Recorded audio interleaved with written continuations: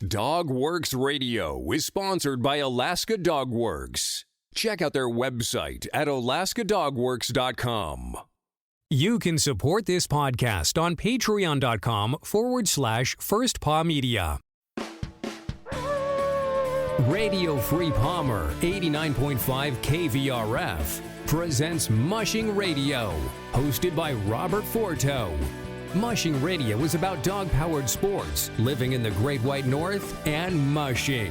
Visit our website at mushingradio.com. Here is your host, Robert Forto.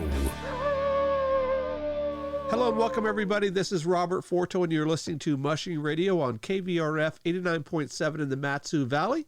RadioFreePalmer.org is our live streaming site. You can find all of our episodes over on dogworksradio.com. And be sure to check us out on social media by searching Dogworks Radio. And tonight we have a returning guest. His name is Jake Hway. He has been on 2 or 3 times now, and I'm anxious to have him back. Jake, how's it going tonight? It's going great, Robert. How are you? I am doing well, thank you. I know that you're up in Ely. It's in the middle of winter, and it's been a heck of a good sled dog season for us. How is it down that way? It's great. We have not as much snow as we normally do, but it's been enough to get everything going just like normal, and the weather's been fine. We've had negative 50 last week, so and there was wind on top of it, but it's been good. Excellent. So for our guests that are our listeners that are listening tonight, we're going to talk a lot about the John Bear Grease Marathon, which is a mid-distance race that's held in, of course, Minnesota. And we're going to jump into that. But before we do, Jake, can you introduce yourself and tell us who you are and what you're all about, please? Well, yeah, so I'm Jake Hway. I've been mushing for 21 years. It's kind of a passion that I share with a whole bunch of dogs that I get the honor of working with. I do mostly tours. I work with a retirement kennel, so all of our dogs are retired racing dogs. So we get teams, dogs from teams that are racing in mid to long distance races, and then they come here and hang out with us doing tours for the rest of their lives, and it's great because they love it and they have, that keep that passion going all through their life. So there's nothing like it. That's kind of what I've been doing for quite a while, and I help out at some races here and there, and but mostly working with older dogs doing these tours. And for folks that do not follow Jake on social media, he posts some absolutely cool pictures of him and his dogs. He does some cool drone footage. He does it all, and that is definitely a page you guys would like to follow. And I'm going to put that over on the show notes. Jake, the last time you were on, we spoke to you, and I believe it was your sister-in-law. Is that right? Correct. And we talked about the Klondike Dog Derby, which is down in Minnesota. Is that correct? Yeah, that's down in the Twin Cities, right by it's on Lake Minnetonka, and that one was a blast last year. And since it was such a big event, they did not have it this year for COVID restriction reasons. But we're hoping everything will be on track for next year. It's looking great. So let's jump back to what you do with your dogs there. You had mentioned that you do tours. Who are your clientele? Is it tourists? Is it school groups? Is it just folks that fill out a request online, or what? It's a lot of families and just anybody, a lot of couples and families. This is kind of our main clientele. And we do short trips working with these older dogs, so we're just kind of doing like half-day stuff mostly. And it's, they just go for a short run and get a full and immersive experience, and we're all about education as well. So they leave with a very good full event that just happened. They have a lot of experience from seeing it and hearing about it and understanding it, because they get a full education about it. So back to your dogs, you had mentioned that almost all of your guys are retired sled dogs. So they've had a full life in a racing career, is it a particular musher or group of mushers that you get dogs from, or is it from just, kind of a cornucopia of folks? Yeah, it's a pretty big amount of, a lot of different kennels represented here, and it's mostly mid to long distance racing teams that are from around this area, the upper Midwest, Minnesota, kind of Wisconsin, Michigan area. So, then, yeah, working with a lot of old dogs. We got a couple of dogs that are 18 years old and still running regularly. So. Wow, that's amazing. I tell folks all the time that, these aren't your typical house pets. These guys can live for a long time. And like you said, many of them have very long lives after their racing careers doing what they love, don't they? Correct. Yeah. Like you said, it's so they're not retired sled dogs. They're still sled dogs. They're retired from racing, but they still are sled dogs all the way through. They're born sled dogs, and it's like in their nature, it's completely inherited and just natural and instinct. And then they just love to do it all the way through if they're given the opportunity and running on a schedule that works best for them. Those older dogs can just keep thriving, and that isn't just physically healthy, but that's mentally healthy as well.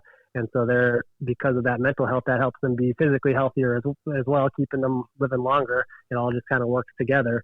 And there's, a lot of reasons why they're as healthy as they are, but that mental and physical stimulation and exercise is a big key part of it, along with they're living in a natural environment. They're bred for it. Their genetics are very, very healthy, and the diets and all that. So Jake, before we jump over into the bear grease, I'm interested in a question I have for you, and it's in regard to your tours. I have to know, and I'm sure our listeners will be interested in this as well, what is the most common question that guests ask you when they come to your place for, the kennel immersion program as well as that ride on the sled? Yeah, the most common would be, it's probably what you're thinking. It's how do you know all their names? How do you keep track of all their names? Something like that. And is that the question you were thinking? Yep, that's the most typical one. And what is your answer? How do you answer that question? Yeah, it's not just their names that we know. It's everything about them. We have a relationship with them. It's not just knowing a dog by their look and kind of remembering their name. It's an experience. You have memories connected to all that. It's your stories with all those, and then you can have a relationship with every single dog and a bond and a respect for each other. And so, like, we know not just their name, we know the sound of their bark from a mile away. We know the sound of that their feet make as they're walking up behind you. You can tell who it is because you know the sound of their footsteps. Like you get to know everything about them. So it's not just knowing a name. Yeah, they're very special. Yeah, that is so true for sure. And it is that special bond that we have, and I am so excited to hear what you do with these dogs, especially after their time in their racing careers. They're having such a good life where you do. Let's jump over into the bear grease sled dog race. It's what has been called the toughest mid-distance race in the lower 48. It is a tough one, and it's run in the dead of winter where it's pretty dang cold there along the one of the Great Lakes there. Let's talk a little bit about the history of the race, and we'll talk about this last running here in just a sec. Yeah, well, first of all, I'm not officially representing the race in any way. I'm just a bystander in a way. I'm kind of involved in a lot of different things, but so I'm just going to talk about my experiences with it. But I'm kind of involved with some of the media, and I'm involved with working with a lot of the different teams. I know most all of the people, and I know a lot of their dogs too. So the history, I'm not real familiar with all the dates and everything and all that. So, but the race used to be a 500-mile race long ago. It was started not too long after Iditarod started, and it's along the north shore of Lake Superior, and it's a very rugged terrain, very hilly, and hills are different from mountains. Mountains are you going up for a long time, and then you go down, down, down. With hills, it's up, down, up, down, up, down, up, down, up, down, and you're constantly changing gears, and that can be tough on a team that's not used to that kind of thing. So we see teams coming from places where there is mountains that struggle with it, but I mean, it's just a different type of terrain because it's just jagged. It's called the Sawtooth Mountains, and they're not really mountains, but they're just big jagged hills. So and it's inland from the lake about 8 or so miles, 10 miles for a lot of it, and then it goes further inland and it gets up into where it's a lot colder. And so we see sometimes a couple of years ago it was in the 40s or so, maybe 50s below. 57 was the lowest we saw that during the race, but I don't know if it was on the race there. And this year it was a little warmer, and so we had temperatures probably close to freezing, or I don't think it ever got above freezing on the race, but possibly. Yeah, and as we mentioned, it's been known to be a real tough one over the decades. As you mentioned, it's been around about as long as Iditarod has, so it's moving into 40 or 50 years now, and a lot of who's who in the Iditarod world have run that race a time or two, and many folks travel down from Alaska today, and of course COVID specifically it has put a damper on that, but you get teams from around the country and sometimes around the world in that race, don't you? We do. A lot of times there's a few Canadian teams. This year we didn't have any, but and then there's usually a couple of Alaskan teams each year, and then just sometimes a couple from the East Coast, sometimes some from out in the mountains, and then but big majority of them are from right around this area, kind of Minnesota, Wisconsin, Michigan, maybe Iowa. One thing it's been said that the Bear Grease has more elevation change than Iditarod does, and that Bear Grease is a 300-mile race, and Iditarod's 1,000 miles. The race course has changed though in the last couple of years. Now it's just running one way up the shore. It used to go up and back, and so I don't know if that still holds true now. And they've dropped it down to 300. It was at about 360 to 380 for a lot of years. Now it's down to 300 to make it more easy accessible for a lot of teams. Like it makes it more desirable for teams because there just isn't that long of races anywhere else in the lower 48. So it's kind of a niche that not a lot of people were willing to do because that's the only one. So now they dropped it down to 300. And again, this is just my gatherings of it. I'm not speaking on any kind of official authority. So you had mentioned back in the day, and I remember this when it was a 500-mile race. That's a heck of a grueling time on the trail. That, I believe, is the longest mid-distance race at that time in the United States. Do you agree with that? I would say so, but because everything else is more like 4, right? Yeah. You're thinking about like the Race to the Sky. It's, I think it's a 350. And then, of course, the Can-Am, I believe, is 250. And then all the races up here, we haven't had a race longer than 350 in a long time up in Alaska. So, yeah, there's the Kobuk. Oh, the Kobuk 300, or 440. I'm sorry, 440. The 440, yeah. Right? Yeah. So I think that right now that's the longest Iditarod qualifier, at least in the United States for sure. So Jake, let's talk a little bit about this year's race, and I followed it pretty closely, mainly because of what all the races are going through with the COVID restrictions. The race last year was before all of that, and I think that they had a pretty good race. But then this year, of course, every race around the world has had to really change up things. Can you talk a little bit about how it was different from last year or in years past even compared to this year with the COVID restrictions and all of the events that usually go around the Bear Grease, the meet and greets and, that week lead up? How was that different than the years past?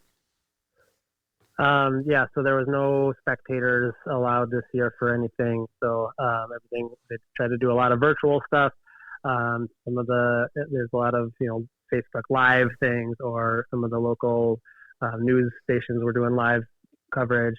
So it was different, but for as far as mushing it goes and the running a team in the race, it didn't feel a whole lot different, other than like the race start is usually just line with people out that shoot a long ways and getting that cheer on. But then once you're past them, there's not that much more. There's maybe some in checkpoints, but at that particular race, it's kind of a big amount at the beginning and then not as much the rest of the way. So it didn't feel that much different for the racers as I think it would, or as you might think, but it definitely was a bummer for spectators to not be able to go, but it all makes sense.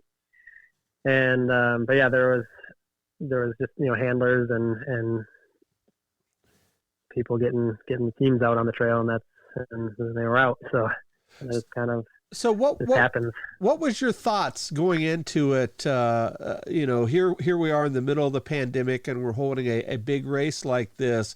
Was it pretty well organized? Did they have everything kind of up and going? Because that was really the one of the first. Well, actually, it was kind of in the middle, I guess. They've done the Copper Basin and things up here in before the Bear Grease. But do you think it was pretty well logistically laid out the way that they did things? They did, yeah. I think it went pretty well. There was, requirements for masks and anytime you're around anybody, and then social distancing, and everyone seemed to be doing pretty well with that. And there just wasn't as big a numbers as normal, so a lot easier to do. So I think it all went pretty well, and it wasn't. Everything kind of happens outside anyhow, so we just couldn't go in some of the indoor stuff that normally would happen. We couldn't do that, but some of the checkpoint buildings we couldn't go in, so everyone was just outside. But it was nice because it was not a very cold day, or a cold few days, I should say.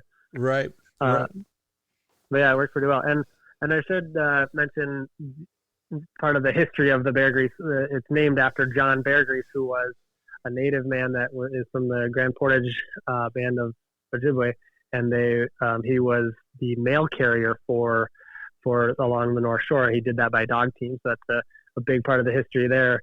It's pretty awesome to see that and be a part of that. There's a lady who is the great granddaughter who was racing in the race this year in the shorter distance race, but she's starting to do a lot more racing, and it's pretty cool to be a part of that and see that the history there. So the legend of John Bear Grease always goes out as bib number 1. So they count down and he heads out. I mean, nobody's there, but he's there, and leading the way. So, and all the teams go after. That's a great point, Jake, that you brought up the other race as well. There's a shorter race that's part of this that happens at the same time. Am I right? There's two actually. There's a 40-mile 6-dog race, and then there's a 120-mile 8-dog race, and then there's the 300-mile race is 12 dogs. So did quite all of these happen on the same day? They did. Yep. Do you have any idea of how many mushers in all the races together? It was close to 60, maybe 55. Wow. Yeah, that's a lot, especially in this kind of COVID time, and everybody got out. And I remember following those shorter races that happened relatively quickly. That 60, did you say it's a 60 or a 40 mile? 40. So that happens in an afternoon. Then, of course, that the longer one's about, half a day or so, or almost a day. Then, of course, the longer race is several days, at least over the weekend. So, Jake, what was your role going into this year's race? I know you have friends that compete every year. Were you a handler? Were you part of the race as a volunteer, or what? I'm kind of, I got my hands in a lot of different things, but I'm not really officially anything, I guess. I was doing mostly media, so I was working with Mushing Midwest and iFan Sports Network and doing some live coverage, because that's one of the things they do. So we had there's also like our local Duluth news there was doing some of that stuff, and then Krill was doing their thing too. So we had we had 3 different ways to kind of view it. But the guy I was helping out was he's been doing it quite a long time and does all the live coverage at all the checkpoint or a lot of the checkpoints. And so I help him out, and then I help out all my friends that are racing and kind of being a handler or whatever. I work with Nathan Schroeder. He has kind of handed over the handlebar to a really close friend of mine named Nick Vigilante, who did the racing this year, and he did the mid distance and took 5th. So that's the Schroeder team there, and then we'll be racing again this Sunday at the Ely Wolf Track Classic. And I was actually just out running that team tonight because Nick couldn't run it because he was working in a water main break in the city because we've had negative 50 temperatures, and so he's like tearing up streets and fixing water lines. And so I went and ran his team just a couple hours ago and just cruised the trails doing. This is going to air after the race, right? This is going to air next week. Yep. Yeah, 15 miles an hour we were just cruising, so it was fun. That's awesome, and that's sort of how it works in most teams. You have a core group of individuals, whether it's hired help or handlers or friends or whatever. It really takes a village to make sure everybody can run a kennel properly, doesn't it? Yeah, it does. Yeah. It's some people do it on their own, and it's doable, but it does help to have more hands on deck,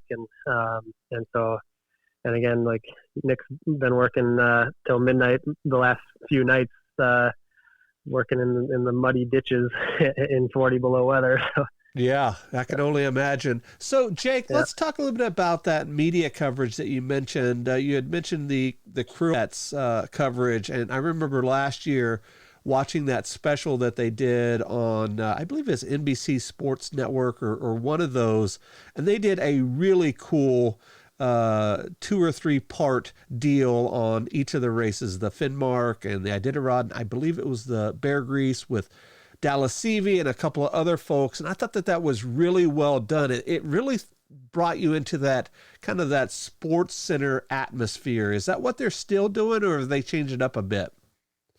They didn't do it as extensively this year at the Bear Grease, but they probably, I'm sure, will do everything for Iditarod. But yeah, so last year they had the kind of the sports center type of,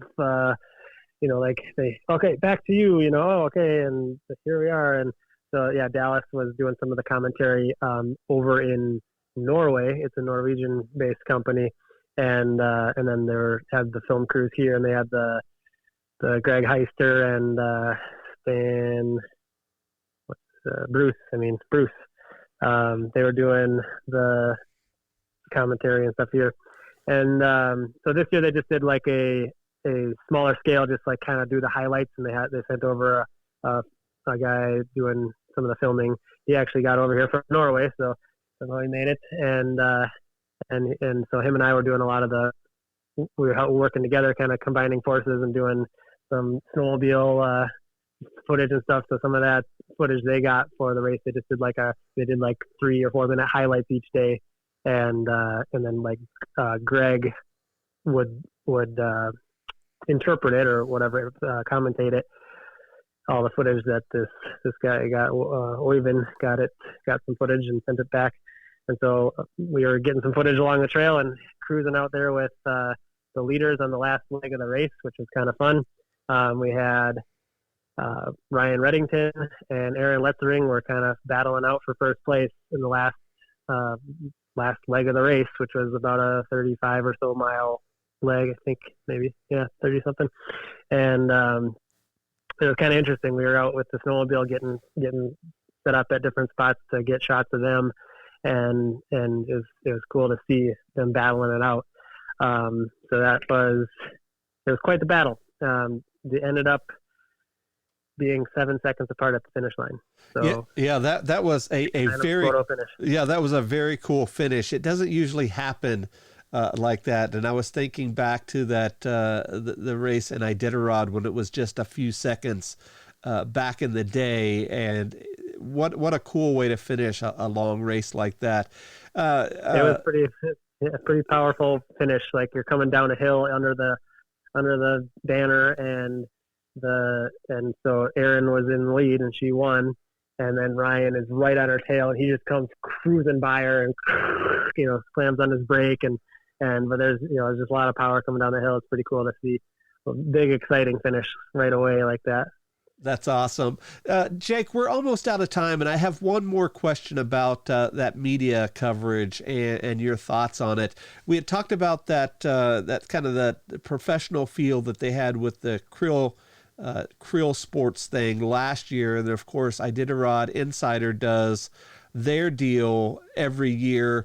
What do you think? Is that sort of the future of mushing? I think it's a heck of a lot more fan-friendly than what we have now, because of course you see a lot of Facebook Live coverage that's, pretty amateurish by most accounts, but I think that this could be onto something. What do you think? Yeah, it definitely brings a little more professionalism to it, and it's easier to watch and easier to understand because they do a lot of good commentary, and it just kind of makes people have a little better understanding of it all. So it's good. It's good to see. It's cool to see that. The guy I've been working with, he's been doing similar stuff for a long time, getting a lot of good interviews and things like that. But he's just more on that kind of smaller budget local level, and Krill is kind of this big international thing that's taken over, which I hope it works and keeps going well, because it's pretty cool coverage. Yeah, I think that's what this sport needs, is having that at least that stance in terms of the worldwide community about our sport, because that's the only way we can grow is by introducing other people to it. Jake, we're just about out of time here, and I have a question that I usually ask all of our guests over on our sprint show, the dog driver show that I do with my friend KP, and I'm interested to hear what you have to say, because you've been doing this a while. You do it every day. You do it with a lot of people that are just getting involved with the sport. If somebody is just getting interested, if they're just thinking about getting a few dogs, whether it be monosports or bike joring or one day possibly running the Bear Grease or Iditarod, what advice would you give them if you could give them one piece of advice? Well, so I know like a lot of people would answer that in a good way, but they would say like that you should go get a mentor and learn from them and things like that. And that's great. And I totally support that. But also a very good mentor is the dogs and learning from them. It needs to be interpreted. Their lives, the lifestyle of sled dogs, the culture that they have is a little bit hard for people to understand when they're first getting into it. And so it takes some help to learn from other people to get your foot in the door, so to say. But but then it's just watching and learning from the dogs. They teach so much. If they have so much to share with us. We don't really teach them anything. It's us learning from them. They teach each other and they teach us. And so I think that's a big part of it, is just be with your dogs and learn from them and do what's best for them. Yeah, that's great advice. We hear the gamut. Find a mentor, find a good dog team, have deep pockets. We've heard it all, and I really enjoy hearing each part of people's answer there. Lastly, Jake, before we run out here, how can folks find you online? And is there anybody else you would like to promote before we go? So my name is Jake Hway. That's Hway. So you can follow on Instagram or Facebook or whatever. I try to post a lot of content on some pictures and videos and things of what we do, and there's always lots of fun going on. And some of the races, there's I'm helping out with Mushing Midwest, so that's something you can follow to see some of the races around here and some of the highlights and different things. So that's what we'll be doing this weekend at the Ely Wolf Track Classic. You can check out Mushing Midwest and see some of the links on there to watch it live. And I'll be helping out with that, and we'll have a lot of fun.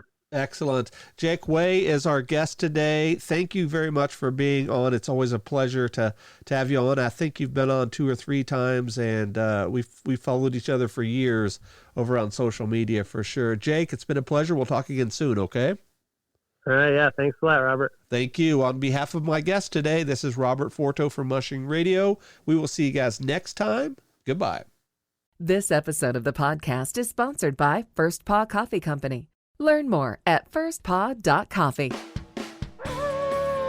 Radio Free Palmer 89.5 KVRF presents Mushing Radio, hosted by Robert Forto.